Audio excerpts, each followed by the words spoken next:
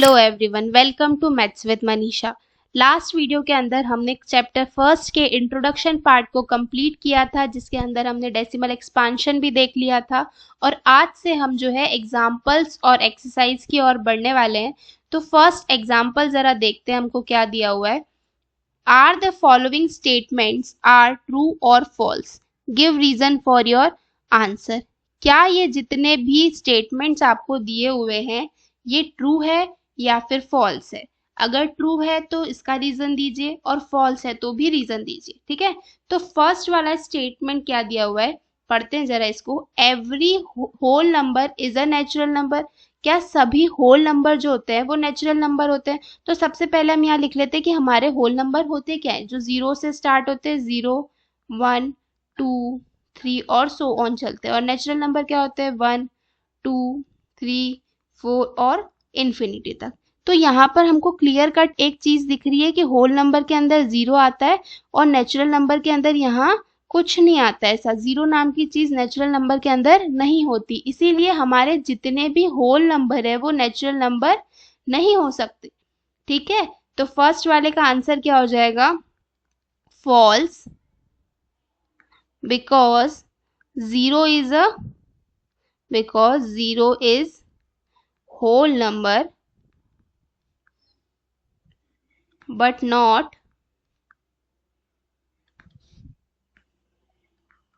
a natural number। Zero क्या है, whole number है बट नेचुरल नंबर नहीं होता है, इसलिए हमारा जो फर्स्ट स्टेटमेंट है वो कैसा है, फॉल्स स्टेटमेंट है। सेकंड वाले को अगर हम देखें तो इसके अंदर क्या लिखा हुआ है, every integer is a rational number. क्या सभी इंटीजर जो होंगे वो रैशनल नंबर होंगे क्या? हाँ, क्योंकि अगर मैं किसी भी इंटीजर के अपॉन में या डिवाइड में 1 लिख देती हूँ, डिनोमिनेटर में उसके अगर मैं 1 लिख देती हूँ तो हमारा आंसर कैसा हो जाएगा, रैशनल नंबर हो जाएगा। इसलिए ये क्या हो जाएगा, true, because every integer can be written in form of p by q, for example 2/3। इतना समझ में आया? अब थर्ड जो आपका दिया हुआ है वो क्या दिया हुआ है, every rational number is an integer. क्या सभी जो रैशनल नंबर होंगे वो क्या होंगे, इंटीजर। तो मैं यहां लिख देती हूँ एवरी रैशनल नंबर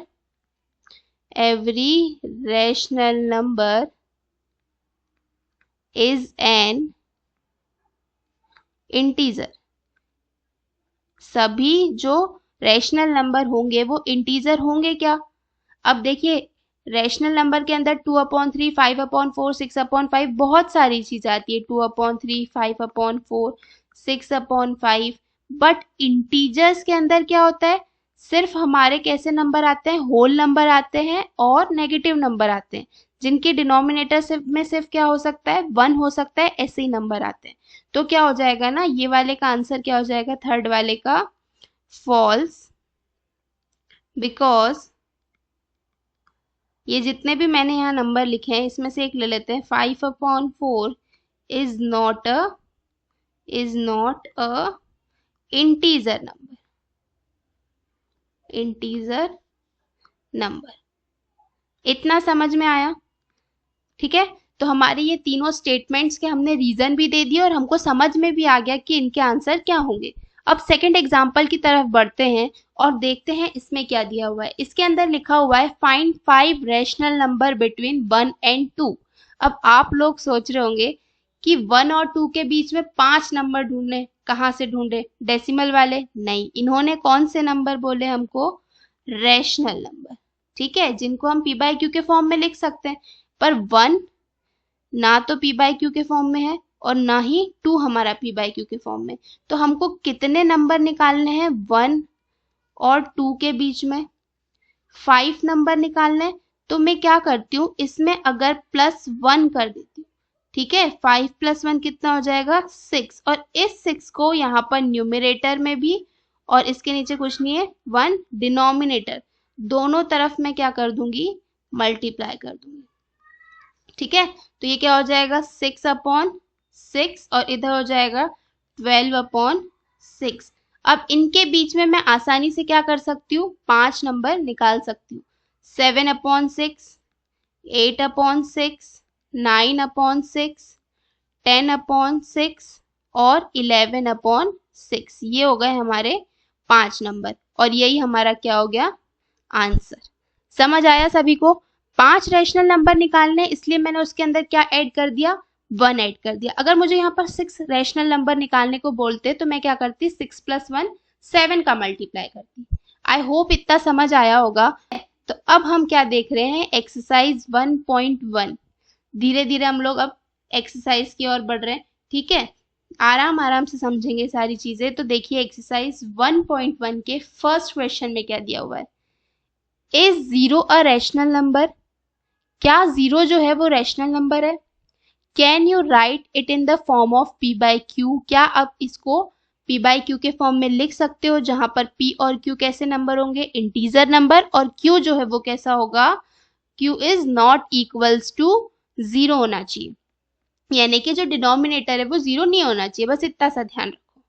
तो देखो, मैंने जब आप लोगों को रैशनल नंबर पढ़ाया था, टॉपिक जब मैंने पढ़ाया था, तो वहां पर ही मैंने ये डाउट क्लियर कर दिया था। मैंने क्या बताया था, अगर नहीं याद है तो एक बार पहले रिवाइंड करके आना।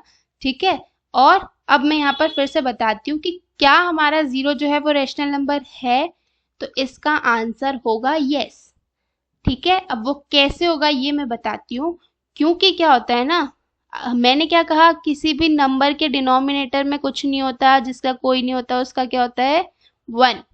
क्या अब ये p/q के फॉर्म में लिख दिया मैंने, है ना, इसको मैंने p/q के फॉर्म में लिख दिया।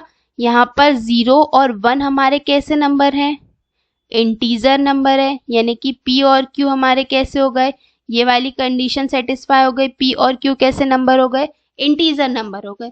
और ये जो 1 है ये q है हमारा, और 1 इज नॉट इक्वल्स टू 0 है, यानी कि is not equals to q। ठीक है, तो यहाँ पर क्या हो गया, हमारा ये वाली कंडीशन भी सेटिस्फाई हो गई कि भाई q is not equals to हमारा क्या है 0।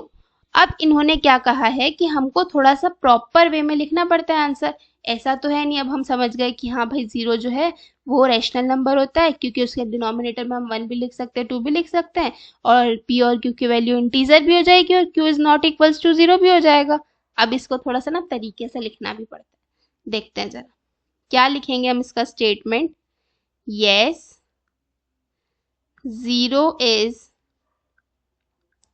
a rational number. We can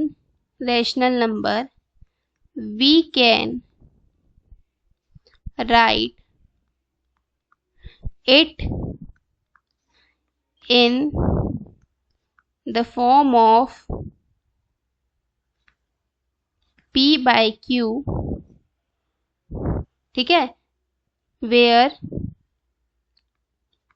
p and q are integers and q is not equals to 0.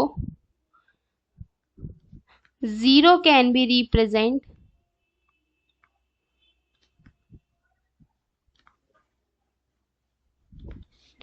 as 0/1, 0/2 and etcetera, जहां पर हमारा q जो है वो नॉट इक्वल्स टू 0 होगा।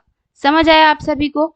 देखो इसके अंदर कुछ भी नहीं था, हमसे सिर्फ इतना पूछा था कि 0 जो है वो रैशनल नंबर होता है क्या, उसको हम p/q के फॉर्म में लिख सकते हैं क्या। ठीक है, तो अब देखो मैंने सिर्फ इतना सा बताया, इस स्टेटमेंट को मैं पढ़ के बताती हूँ और समझा देती हूँ। Yes, 0 is a rational number. हाँ, हमारा 0 जो है वो रैशनल नंबर होता है, उसको हम p/q के फॉर्म में लिख सकते हैं, जहां पर p और q जो है वो इंटीजर्स होंगे, q जो है वो नॉट इक्वल्स टू 0 होगा। और फिर लास्ट में मैंने एग्जांपल्स दे दिए हैं कि भाई इसको हम इस फॉर्म में लिख सकते हैं, जैसे 0 के अपॉन में 1 भी लिख सकती हूँ, 2 भी लिख सकती हूँ, 3 भी लिख सकती हूँ। इतना समझ में आया?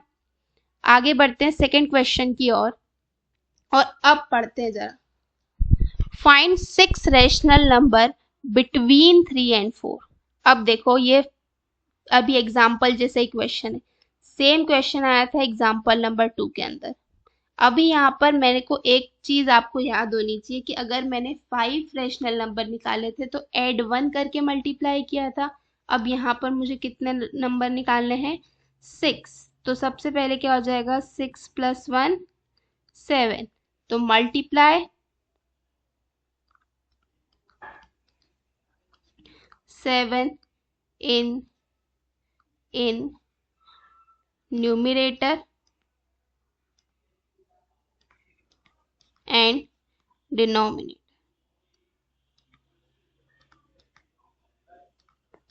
तो अब इसके डिनोमिनेटर में कुछ नहीं यानी कि 1, और इधर भी डिनोमिनेटर में कुछ नहीं यानी कि 1। अब इधर और इधर 7 से अगर मैं मल्टीप्लाई करती हूँ तो क्या हो जाएगा? 7 3 ज़ा 21/7, 7 4 ज़ा 28/7। अब इसके बीच में हमको कितने नंबर निकालने हैं? 6। तो 22/7, 23/7, 24/7, 25/7, 26/7 और 27/7। ठीक है, ये हमारे कितने नंबर आ गए? 6 नंबर आ गए इन बिटवीन 3 एंड 4। इतना समझ में आया? ये हमारा क्या आ गया? आंसर। अब बढ़ते हैं हम थर्ड क्वेश्चन की ओर। इसके अंदर क्या दिया हुआ है? Find 5 rational number between 3/5 and 4/5। ऐसा वाला क्वेश्चन नहीं किया था, ठीक है, बट मेथड बिल्कुल सेम है। 5 नंबर निकालने तो 5 + 1 कितना हो जाएगा? 6। 3/5 4/5 मल्टीप्लाई कर देंगे ऊपर और नीचे 6 से। सेम इधर भी कितना हो जाएगा? 3 6 ज़ा 18/30 और इधर 4 6 ज़ा 24/30।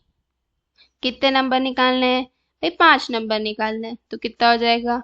19/30, 20/30, 21/30, 22/30, ठीक, 23/30। ये आ गया हमारा क्या? आंसर। अब हम आगे बढ़ते हैं और फोर्थ क्वेश्चन को देखते हैं। इसके अंदर कोई डाउट होना तो बिल्कुल कमेंट करना, मैं नेक्स्ट वीडियो के अंदर जरूर वो डाउट क्लियर करूंगी। आगे बढ़ते हैं क्वेश्चन नंबर 4 की ओर और देखते हैं जरा। फिर से वही आ गए स्टेटमेंट देने वाले क्वेश्चन। ट्रू और फॉल्स बताओ भाई। हमने इंट्रोडक्शन बहुत बढ़िया तरीके से देखा है, हमको सारे आंसर्स पता है इसके। पढ़ते हैं जरा फर्स्ट स्टेटमेंट क्या दिया हुआ है। Every natural number is whole number. क्या सभी नेचुरल नंबर होल नंबर होंगे? तो जरा हम देख लेते हैं फिर से क्या जाता है हमारा। 1 2 3 एंड सो ऑन, ये हमारे कैसे नंबर हो गए? Natural number. 0 1 2 3 and so on, ये कैसे नंबर हो गए? Whole number. तो क्या ये वाले नंबर इसके अंदर दिख रहे हैं? हाँ भाई दिख रहे हैं हमको। तो फर्स्ट वाले का आंसर क्या हो जाएगा ना? True. Every natural number is whole number. बात खत्म, ठीक है। अब थर्ड वाले का आंसर देखते हैं। Every integer is a whole number. क्या सभी इंटीजर्स जो है वो होल नंबर होंगे? फॉल्स। भाई इंटीजर्स को हमने बहुत अच्छे से पढ़ा है और होल नंबर को भी पढ़ा है। होल नंबर के अंदर कभी भी नेगेटिव नंबर नहीं आते, बट इंटीजर्स के अंदर क्या होता है? नेगेटिव नंबर भी आते हैं, because in integers negative number also lie. ठीक है। अब थर्ड वाले के अंदर देखो जरा क्या बोला है कि क्या सभी रैशनल नंबर जो होंगे वो होल नंबर होंगे क्या? क्या सभी रैशनल नंबर जो होंगे वो होल नंबर होंगे क्या? तो मैं इसका आंसर बता देती हूँ आपको, फॉल्स होगा।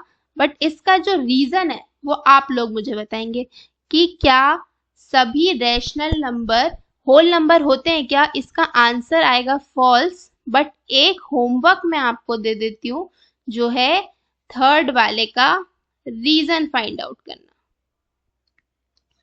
ठीक है, कि सभी रैशनल नंबर जो है वो होल नंबर क्यों नहीं होते।